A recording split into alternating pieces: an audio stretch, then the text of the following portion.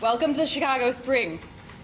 Mayor 1% Emanuel has issued an invitation to NATO's warmongers to invade Chicago, bringing the military arm of the 1% right here to our city. For some Chicagoans, the presence of military policing will be a taste of the daily reality of communities in Afghanistan and Libya.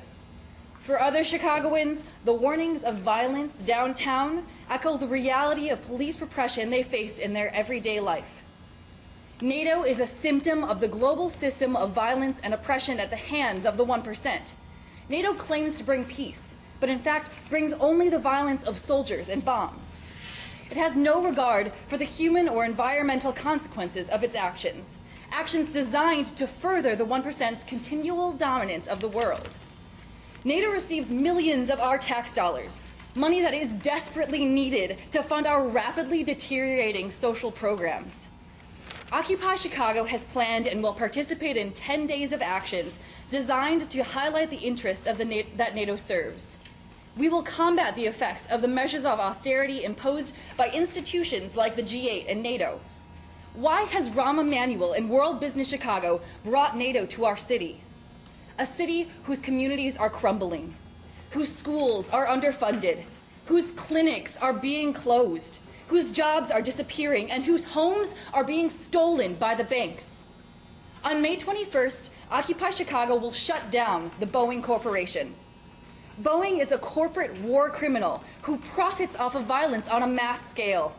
They receive huge tax cuts from the city of Chicago while making money on death and war. Boeing builds border walls and warplanes. They are responsible for vast environmental deterioration through enormous consumption of fossil fuels.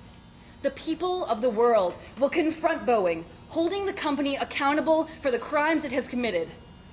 From May 12th to 21st, join us in opposing the NATO war machine. Thank you.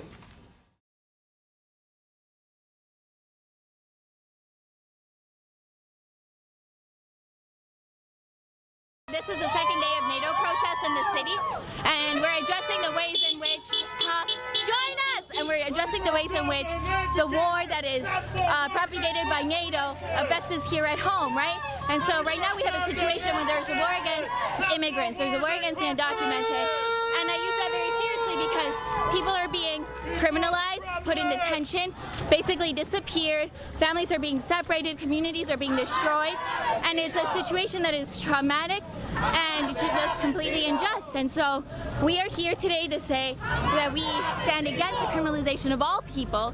We stand against private detention centers and prison industrial complex and the profiting off of the immigrants just as they profit off of war.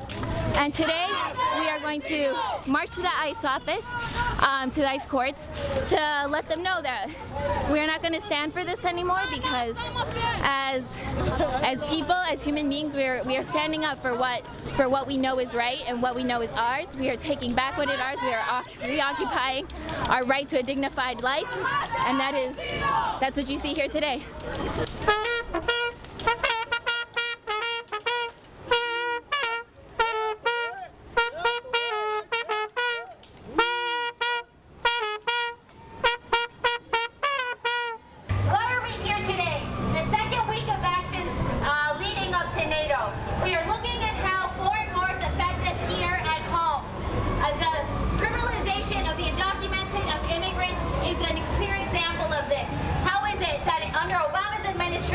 Over 1 million people have been deported. How is that any different than what we've had before?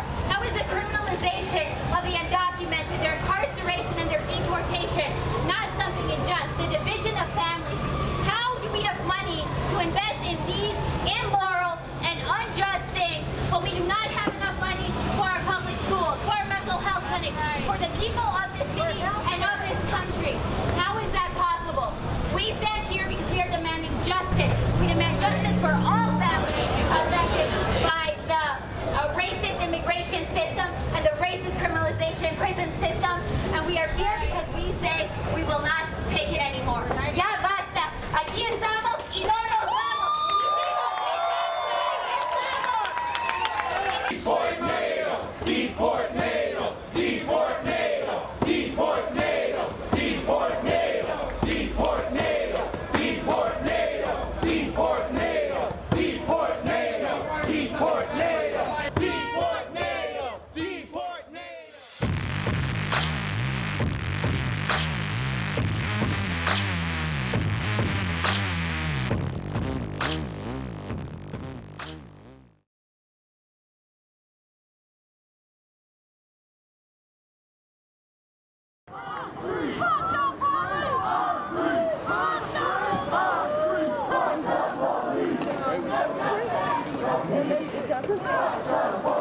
Okay.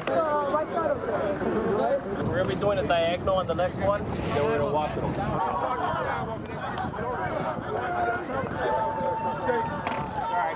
Keep doing it, guys. Keep doing it. What are you doing right now? Keep watching.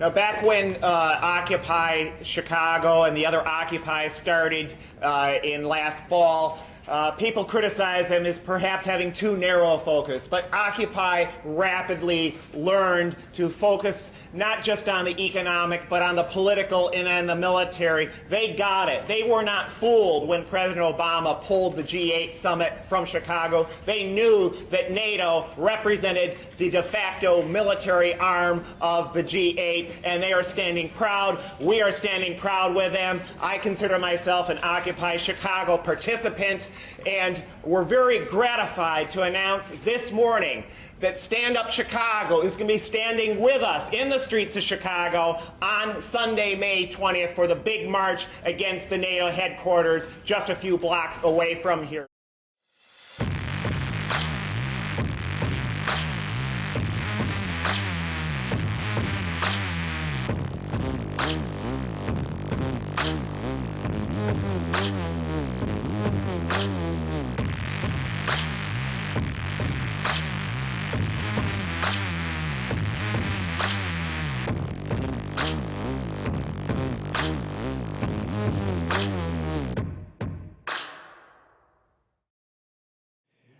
Well, NATO is the world's largest military alliance in history.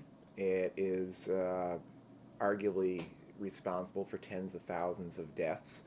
And I would boil down to about 5 reasons why people should oppose NATO.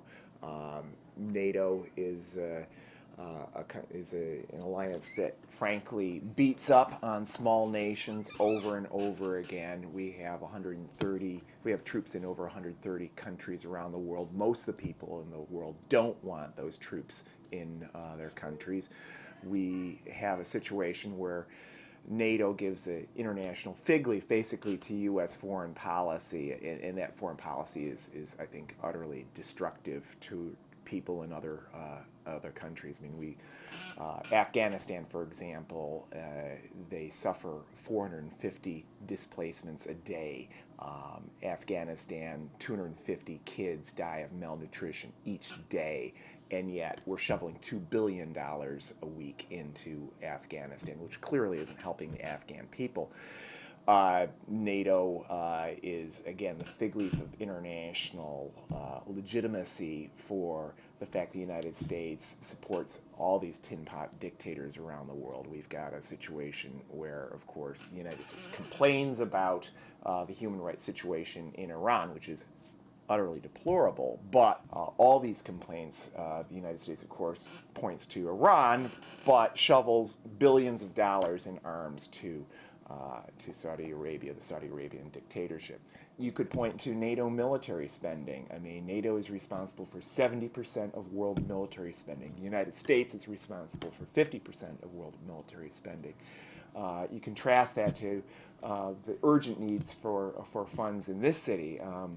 We've got a $700 million Board of Education deficit looming. We've got over, I believe, 100,000 homes in foreclosure in this city. We have got a situation where student debt has now surpassed credit card debt, and unlike credit card debt, cannot be discharged through bankruptcy. We've got a situation where our mass transit just a couple of years ago got cut back by more than 10% in this city.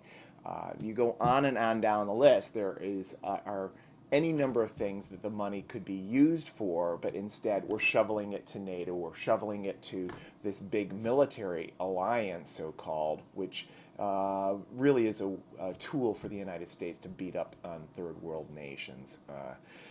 We have frequently drawn the links to NATO and G8, and I think rightfully so. I mean, the other side did it for us by bringing initially both summits here to this town before axing the G8.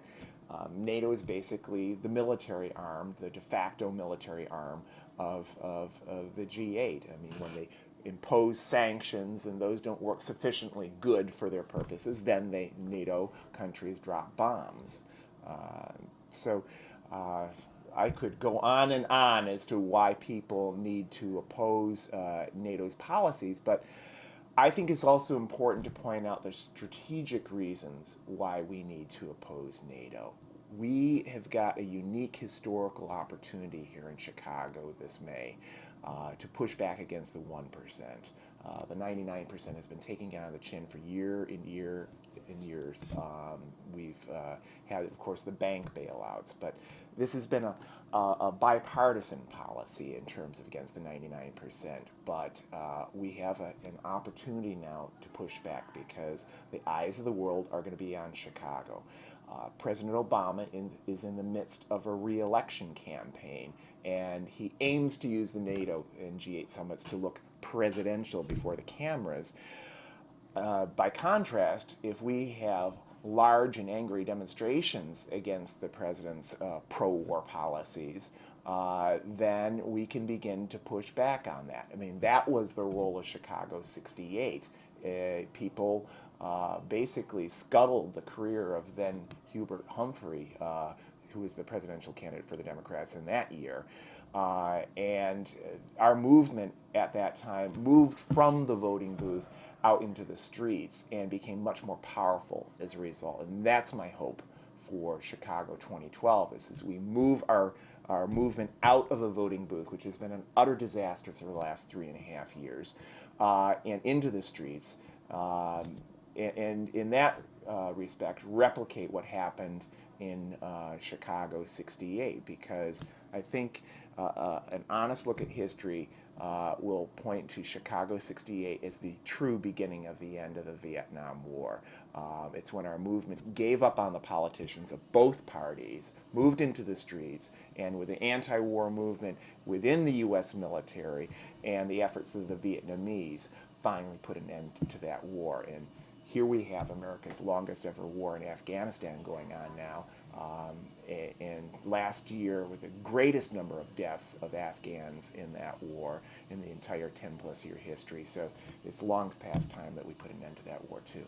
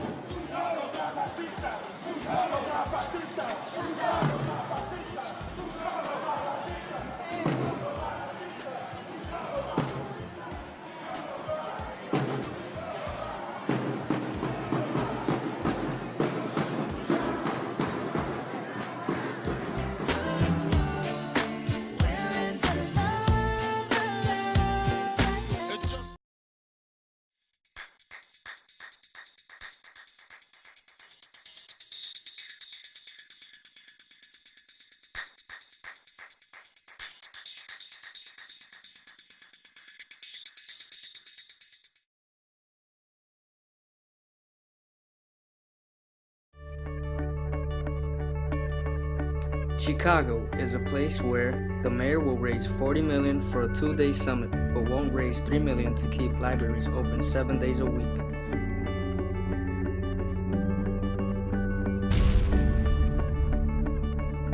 Students are taught what to think, not how to think. War criminals are celebrated while doctors and mental health providers are repeatedly put out of work. Chicago is a place where a city's public image is worth more than the health, education, civil rights, and livelihood of its people. Join me in saying no to war and to poverty. Join me in saying no. No, and we're not going to take it no more. no to NATO in Chicago.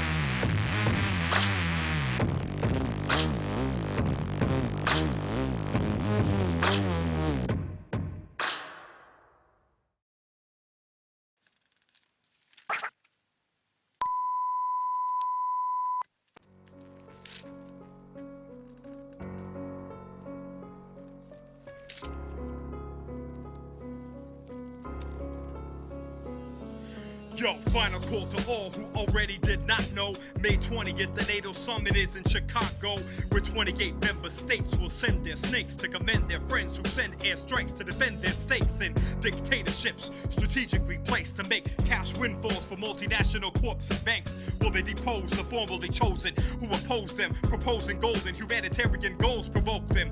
North Atlantic Treaty Organization, formed to craft strategic foreign invasion, more to strangle people's mobilization for self-determination, non-aligned orientation. Colonialism is the domination of nations involving violent exploitation and expropriation. Legal liberalism is its economic iteration of today, and NATO's missions are the muscle within that equation. So everybody, y'all know, bring them to Chicago. Let them know Rombo up inviting NATO. Let these politicians know, we know that they know their policies are fatal. We say no to NATO. So everybody, y'all know, bring them to Chicago. Let them know Rombo up inviting NATO. Let these politicians know, we know that they know their policies are fatal. We say no to NATO. In The Economist, they conjure this ostensive threat and claim NATO is needed to defend the West. But this military alliance is not a line of defense. It's a gun at the head of those against capital interests. Yet in the lexicon of the lecherous hegemon, it's opposite. They use talk of democracy to topple it. On top of it, invoking international community habitually. But international capital is the actual constituency. A ritual of the rich is the ritual of common sense. So you're quicker to cop a hit of what they straight up selling. But if brutal dictatorships were really on their hit list, why sustain the reign of terror in Bahrain and Yemen? NATO accounts for $1 trillion of spending. Money that could feed the hungry, instead it feeds iniquity. Think of the drone attacks costing taxpayers millions to kill Pakistani children and civilians. The West's most dangerous place is the American system, and the reason has nothing to do with Arab terrorism, but kleptocratic republicrats that tear up the will of the people to see a real universal health care bill. Obama campaigned on the latter and against war, but it's more clear than ever his hands are forever stained with more blood. So everybody, y'all know, bring them to Chicago. Let them know Rombo up inviting NATO. Let these politicians know, we know that they know their policies are fatal. We say no to NATO. So everybody, y'all know, bring them to Chicago. Let them know Rombo up inviting NATO. Let these politicians know, we know that they know their policies are fatal. We say no to NATO. Yeah, say no to NATO. That's right, y'all. Yo, May 20th, see you in Chicago. Let's take it to the streets. Say no to NATO. Peace. ProfessorD.US. Rap News, number 3.